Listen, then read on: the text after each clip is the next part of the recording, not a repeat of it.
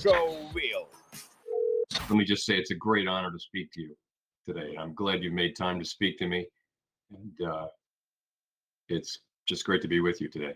And I just would like to ask you and your vision, because I think that you are a wise person, one of the wisest person in the world. So your opinion is really important for me. So I would like to ask you, what is your views? How things is going in the US, and how did the crisis hit the US? And first, how did it impact on the world economy?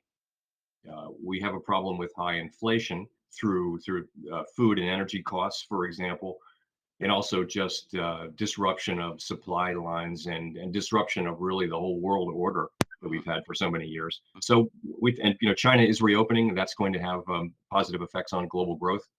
Mhm. It might have some added pressure to inflation, but that remains to be seen. So, and I know that doesn't help Ukraine in your critical struggle against the invader. But my question is about your opinion. Why do you think Russia was able to overcome the sanctions policy? I'm told that sanctions are hitting the European economy and the eurozone more than Russia, so more than we expected too. So other sanctions working, or uh, something wrong? Russia's GDP has grown, and it is now if I'm not wrong, the ninth in the world. So how do you assess the policy of the central bank of Russia, for example? So they managed to save the ruble. Why? Yeah, so I should say that in our system, in our governmental system, it's really the administration, which is to say, we're not part of the administration. We're an Hmm. independent central bank. So Treasury, the Treasury Department, Janet Yellen, and the White House, of course, Hmm. President Biden and his people, they really create, devise, and enforce the sanctions. Yeah, I agree. So we have a fairly modest role in that. But I would say a couple of things. First, just you're right. It seems like the Russians have been able to avoid the harshest application of the sanctions. Hmm. I know we all know the head of the central bank in Russia. She's quite capable. She Hmm. was. I'd be very surprised if she was supportive of the war at all. But Hmm. she's quite good at her job. She's extraordinarily capable. We know her from international circles. For Hmm. years she's been attending meetings of central banks, and she's quite well thought of as a technical matter, quite knowledgeable and smart. So she will have done things to enable the Russians to avoid sanctions to the maximum extent possible. Although we still think that the sanctions are hurting them, just not as much as we would have Hmm. hoped. And I think, but do you think it's only job of Russian central bank, or maybe it's also deserves of, or it's a work of Russian government too? Oh, very much both. Very much both. Obviously they're doing everything they can to sell their oil to the Chinese and the Indians, and they're buying it. So, but yes, it's they've worked. This is we've imposed sanctions across essentially every economic activity we can touch, we being the elected government, the administration, Mhm. not the Fed. Mhm. And they're doing everything they can to avoid those, and they can avoid some of it, but not all of it. On your opinion, which countries also suffered more from recent political situation and in economy? Well, I would say not the United States. We have our own energy here, and so it's really not us. I mean, it's going to be the Eastern European. You know better than I do, but it's going to be Poland and the Eastern European countries that are right there in the So close to Ukraine. I would think they're the yeah, ones who have suffered the ones who have. I'm aware that Ukraine's suffering is. I mean, I can't personally experience it, but we all see what's happening. People like me just want to support you in any way we can. But I have limited ways to do that in my professional job. so I just talked to Christine Lagarde recently, and she told that they have already tried to minimize inflation. It's um, they got already around 7% inflation. It's a prediction for them, but there are a lot of many countries. So what do you have your prediction about inflation in the US?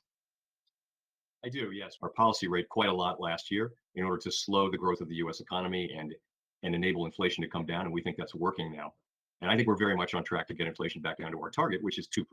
A lot depends on what happens in Ukraine on that, and Mhm. and what happens with Russia and their Mhm. energy, and also with the opening of China. If the rate is raised further, the standard of living of the population will fall. So, how much should it fall in order for the Fed to stop raising the rate?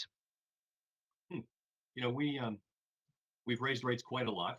and it's the market is already pricing in two more quarter percentage point rate hikes. We'll look around after we make those two, and we'll say, should we do any more? And then the question will be, how long do we keep rates at this level? And I think we'll Mhm. keep them there for quite some time. Because the decrease in inflation is clearly less than we would like. And if it starts to rise, is the Fed ready to raise the rate sharply again? Yes, of course, we will. If we need to raise our rates more, then we'll absolutely do that. We raised rates very sharply, historically sharply last year Mhm, to mhm. get to the place we're at now. No, in other words, does the Fed think that inflation should be reduced to 2% at any cost?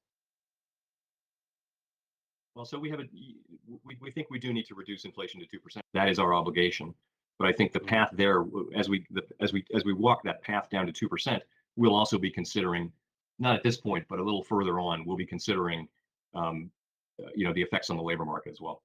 Well, so you mentioned unemployment. The Fed previously had disagreements with the Department of Labor, if I'm not wrong. So regarding the assessment of unemployment, so the Fed believed that the Department of Labor was improving indicators. So how was the situation? Because the Department of Labor says, as always, that everything is fine and the length of the working week in hours is being reduced. It was, if I'm not wrong, 34.4 in November, 34.5 hours were expected in December, but it turned out to be 34.3, a sign of an intensification of the crisis. And we can say that the uh, PMI indicates that are falling below 50. Measure.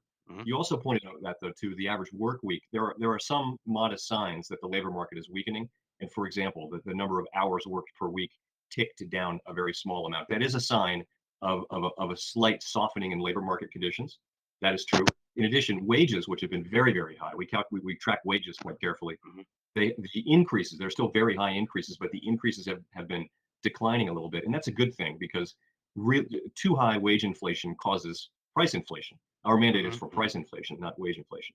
And it's older mhm, people in particular have dropped out of the labor force, have retired, and they don't want to come back because they don't want to take any risk on COVID.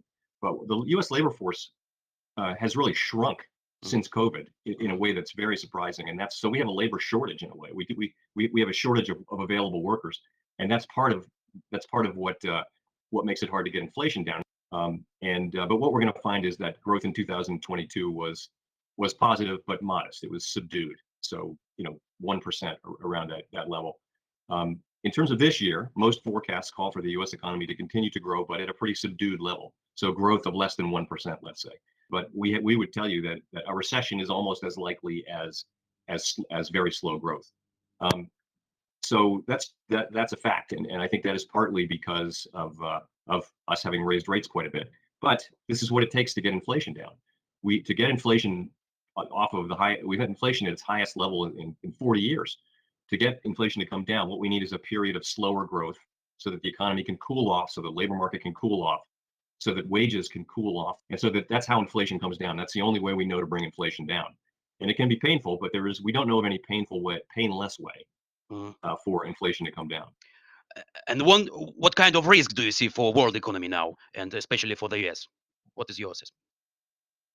So when growth is very slow already, any kind of a shock, any kind of a negative event, whether it be problems with a new COVID strain Mhm, or some kind of terrible event in Ukraine that turn a turn mhm, that we mhm, don't want to see in Ukraine, something like that, some negative shock that could put the U.S. economy in recession. As for risks, it's the risks are clearly, what happens in Ukraine is really going to matter, and clearly what happens in China will matter.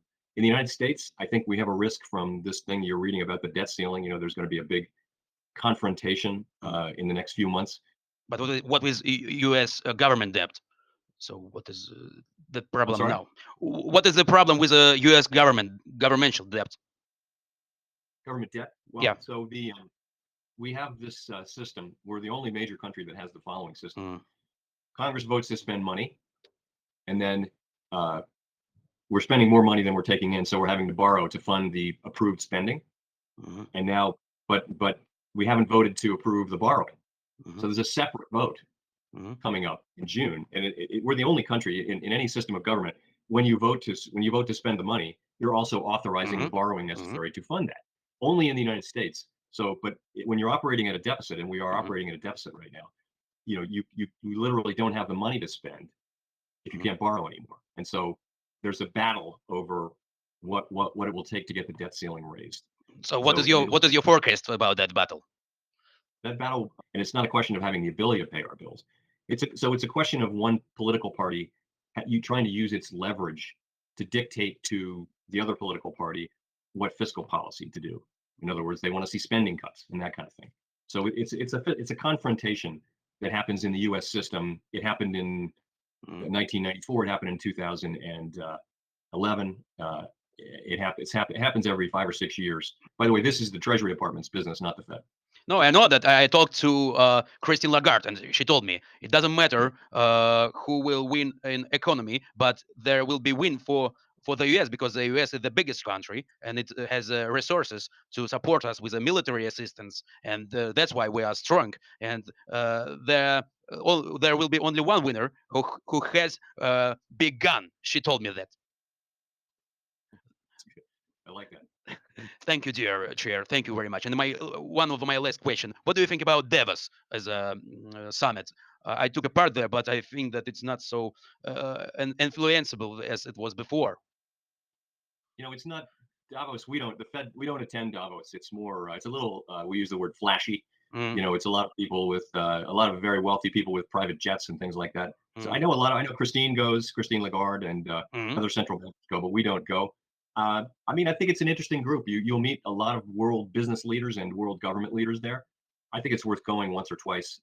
But uh, it has a little bit of stigma associated with, I don't know. It's not a great place for the Fed to be. if you could if you could present me printing press, I would be really happy. We have one of those, but we keep it in the basement. And Oh, okay. I know So but again, I know you're going to be dependent on a lot of help from the West and from the United States, and I don't have my hands on that, in control of that, but I'll always be a voice for supporting you. That's mhm. really that's all I can offer you, because it's not our role. But believe me, I support you, and so many Americans do. So many Americans. Okay, or you could also build a 14th bank of the Fed on our territory. So you could be. We could do that. Let me come back to you on that. Maybe we'll have a reserve bank in Kiev. Okay, thank you very much. Thank you very much, dear chair. So I was really happy to talk to you, and let's be in touch if you want to ask me. Thank you very much, Mr. President. I wish you all the best as well. Thank you. Thank you. Have a great day. You do the same. Take care. Thank you. Bye bye. Это